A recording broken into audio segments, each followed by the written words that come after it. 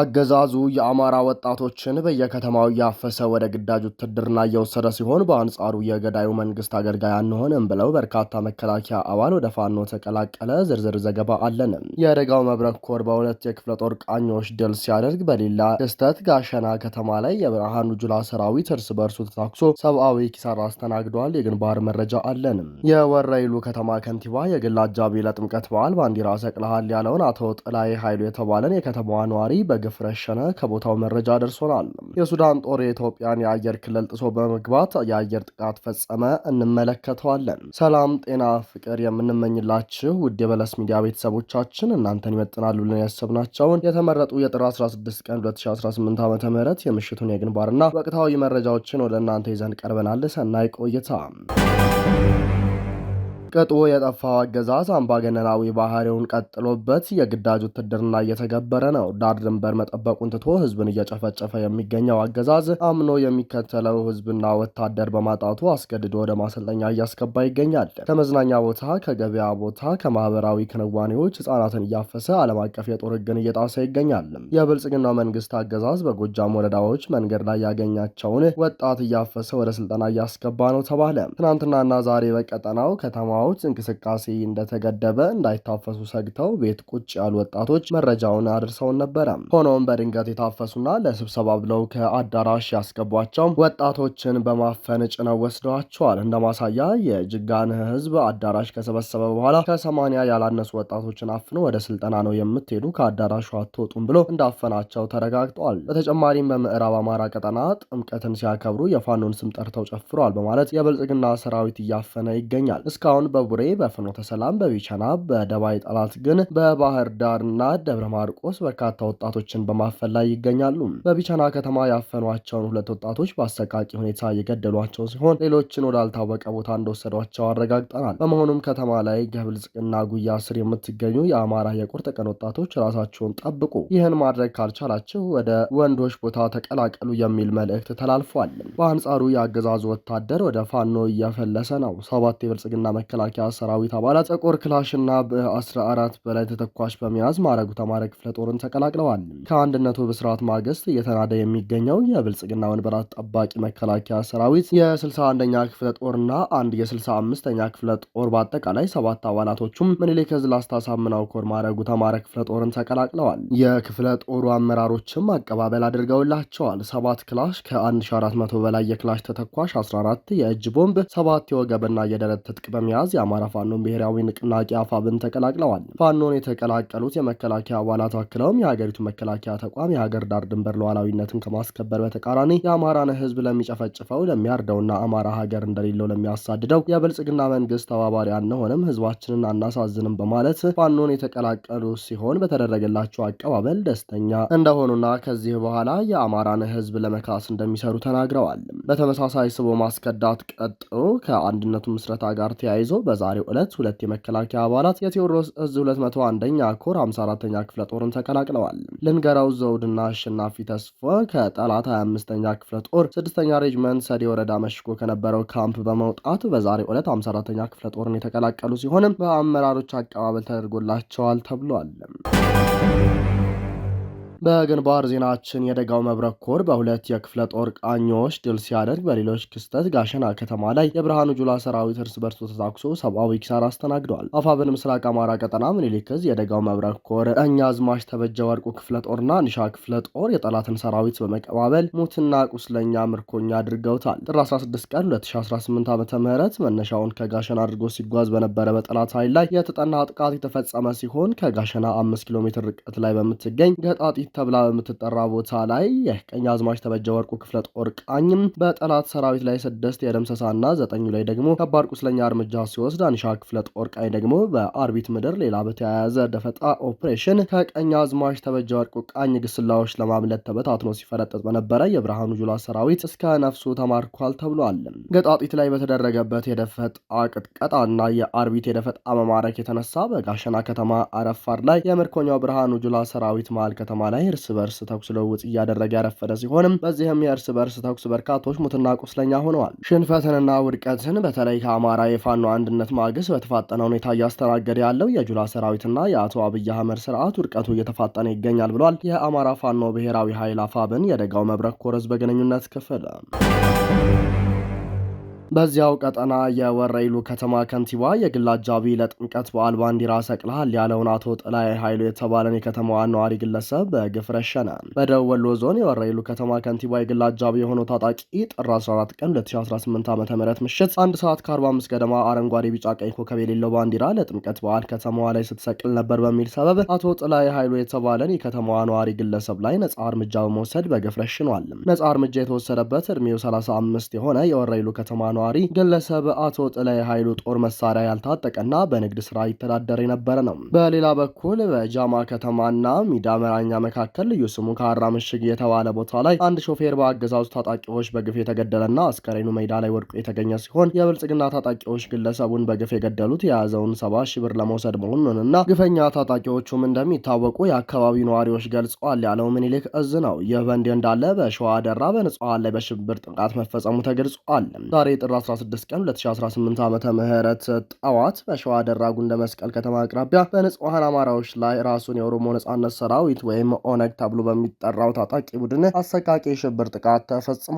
ከዓይን እማኞች የደረሰን መረጃ እንደሚያመለክተው ጥቃቱ የተፈጸመው ወደ ጉንደ መስቀል ከተማ በህዝብ ማመላለሻ መኪና ሲጓዙ በነበሩ ንጹሃን ላይ ነው። ከተማዋ ለመድረስ 5 ኪሎ ሜትር ያህል ርቀት ሲቀራቸው ራሱን የኦሮሞ ነጻነት ሰራዊት ወይም ኦነግ ሸኔ ብሎ የሚጠራው የሽብር ቡድን ታጣቂዎች በከፈቱት ተኩስ አንዲት የአማራ ተወላጅ እናትን ጨምሮ እስካሁን በደረሰን መረጃ የ6 ሰዎች ህይወት ተቀጥፏል። በርካታ መንገደኞች ላይ ከባድና ቀላል የአካል ጉዳት የደረሰ ሲሆን ቁጥራቸው በውል ያልታወቁ ንጹሃን ታግተው ወደማይታወቅ ስፍራ ተወስደዋል ተብሏል።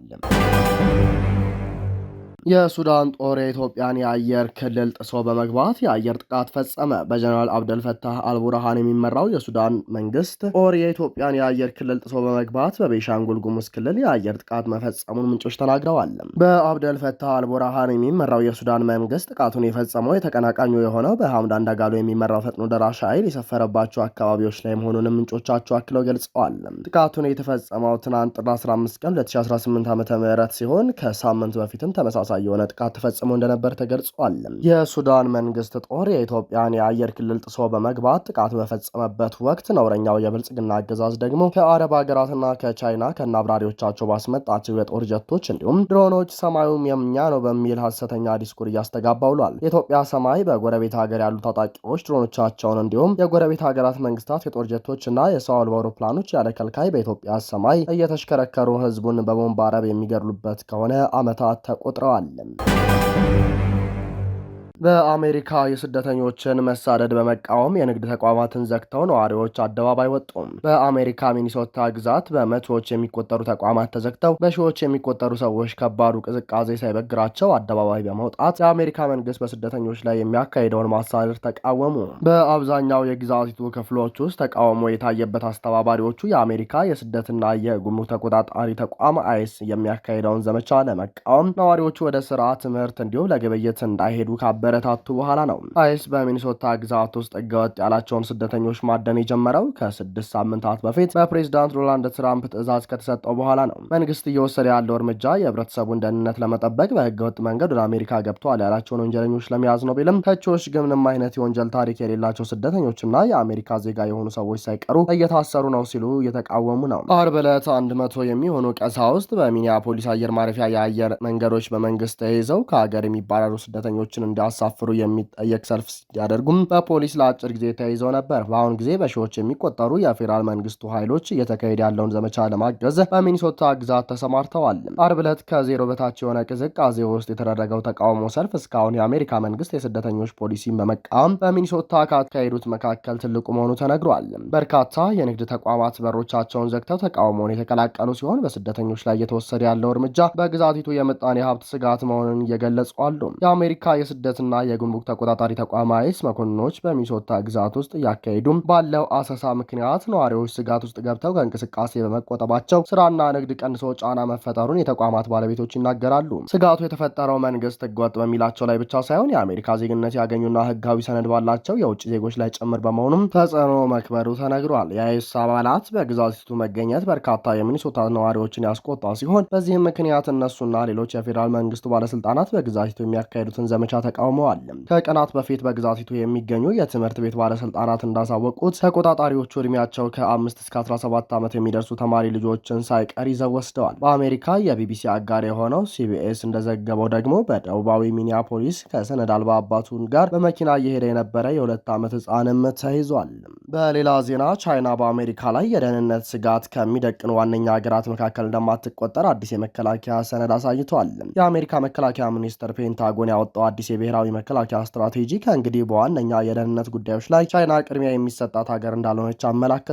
በየ4 ዓመቱ የሚታተመው ይህ ሰነድ የመስሪያ ቤቱ ዋነኛ ትኩረት የአሜሪካ ከሀገር ውስጥና የምዕራባውያን ንፍቀ ክበብ ወይም ዌስተርን ሄሚስፌር ደህንነት መሆኑን ገልጿል። ዋሽንግተን ለረጅም ጊዜያት የአሜሪካውያንን ተጨባጭ ጥቅሞችን ላብላ ቆይታለች ሲልም ተችቷል። ፔንታጎን ለአሜሪካ አጋሮች የሚሰጠው ድጋፍ የተገደበ እንደሚሆንም ገልጿል። ይህ ሰነድ ይፋ የተደረገው አውሮፓ ከስልጣኔ ውድቀት እንደገጠማት የሚገልጸውና ሩሲያ እንደ አሜሪካ ስጋት ያልቆጠረውን የአሜሪካ ብሔራዊ ደህንነት ስትራቴጂ ከወጣ ከወራት በኋላ ነው። የብሔራዊ ደህንነት ስትራቴጂ በወጣበት ወቅት ሩሲያ ሰነዱ ከራዕይዋ ጋር በአብዛኛው የሚጣጣም እንደሆነ ገልጻ ነበር። በአውሮፓውያኑ 2022 የወጣው የቀድሞ የብሔራዊ መከላከያ ስትራቴጂ ቻይና ደቅነዋለች ያለውን የብዝሃ ዘርፍ ስጋት ቅድሚያ የሚሰጠው ዋነኛ የመከላከያ ጉዳይ እንደሆነ ገልጾ አስፍሮ ነበር። ከዚያ አስቀድሞ የነበረው የ2018 ሰነድ ደግሞ ለአሜሪካ ደህንነት ዋነኛ ፈተና በማለት የገለጻቸው እንደ ቻይናና ሩሲያ ያሉ ለውጥ ፈላጊ ኃይሎችን ነበረ። አርብ ዕለት የወጣው ባለ 34 ገጽ ሰነድ የትራምፕ አስተዳደር ወደ ስልጣን በተመለሰ በመጀመሪያው ዓመት ያራመዳቸውን የፖሊሲ አቋሞች የሚያጠናክር ነበር። በዚህ ጊዜ ውስጥ የአሜሪካው ፕሬዝዳንት ዶናልድ ትራምፕ በሰጡት የኦፕሬሽን ትዕዛዝ የቬንዙዌላውን ፕሬዝዳንት ኒኮላስ ማዱሮን ይዘዋል። በምስራቅ ፓሲፊክ እና በካሪቢያን አካባቢ እጽ ያዘዋውራሉ በተባሉት ላይ ጥቃት ፈጽመዋል። ከሰሞኑ አድሞ የአሜሪካ ግሪንላንድ የመጠቅለል ፍላጎታቸውን ለማሳካት አጋሮቻቸው ላይ ግፊት እያደረጉ ነው። ስትራቴጂው በተመሳሳይ ፔንታጎን ለአሜሪካ ወታደራዊና የንግድ እንቅስቃሴ ቁልፍ በሆኑ ቦታዎች ላይ በተለይም ወደ ፓናማ ካናል፣ አሜሪካ ባህረ ሰላጤና ግሪንላንድን መግባት መቻላቸው እንደሚያረጋግጥ ያስረዳል። ሰነዱ የትራምፕ አስተዳደር አካሄድ ከቀዝቃዛው ጦርነት በኋላ የነበሩት አስተዳደሮች ከተከተሏቸው አብይ ስትራቴጂዎች መሰረታዊ ልዩነትም እንዳለው ይገልጻል።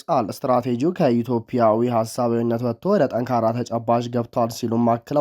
ከቻይና ጋር ያለው ግንኙነት በጥንካሬ እንጂ በግጭት እንደማይመራ የሚጠቅሰው ይህ ሰነድ ግቡ ቻይናን መቆጣጠር፣ ማነቅ ወይም ማዋረድ አይደለም ሲል አስተዳደሩ የሚከተለውን አካሄድ ጠቁመዋል። ከቀድሞዎቹ የስትራቴጂ ሰነዶች በተለየ መልኩም ቻይና ግዛቴ ነች የምትላትና ራሷን የምታስተዳድረው ታይዋን ጉዳይ በዚህ ሰነድ ውስጥ አልተጠቀሰችም። ይሁን እንጂ ቻይናን ጨምሮ ማንኛውም አካል እኛን ወይም ወዳጆቻችንን እንዳይቆጣጠር መከላከል የአሜሪካ ዓላማ መሆኑን ገልጿል ሲል የዘገበው ቢቢሲ ነው።